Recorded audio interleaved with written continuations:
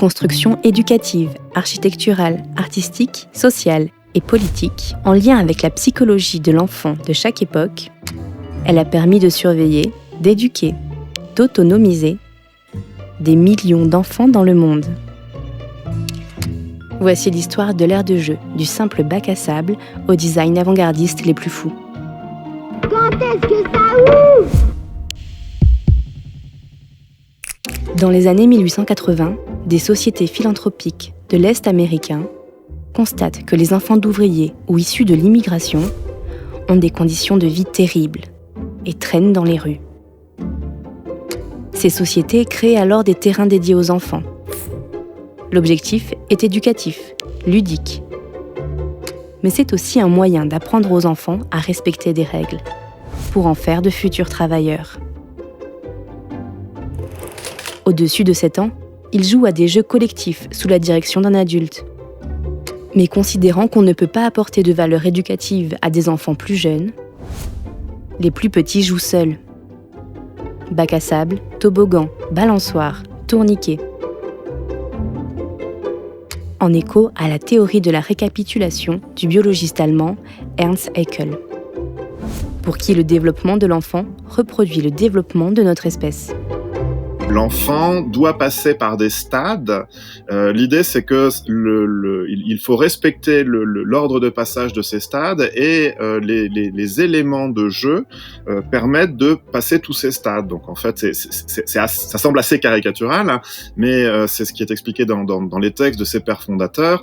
L'enfant dans un bac à sable, c'est le poisson qui sort de l'eau. Ensuite, sur le jungle gym, qu'on appelle cage à écureuil ou cage à poule en France, le jungle gym, c'est la phase du petit singe.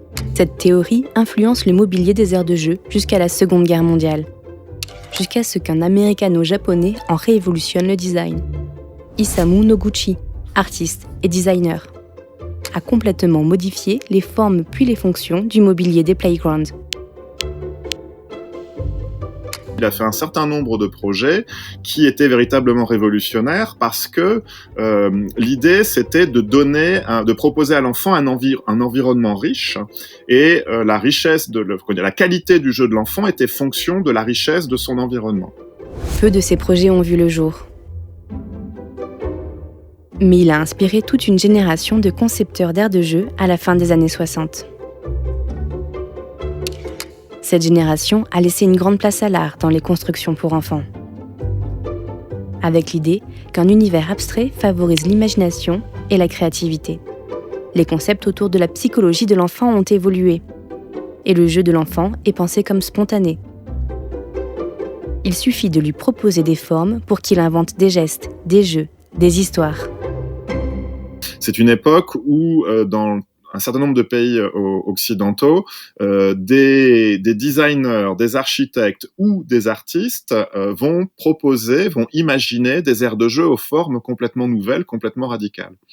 Et entre la fin des années 60 et puis le milieu des années 80, il y a eu un développement absolument fabuleux de tout type de formes d'aires de jeu qui éventuellement se rappellent les unes les autres.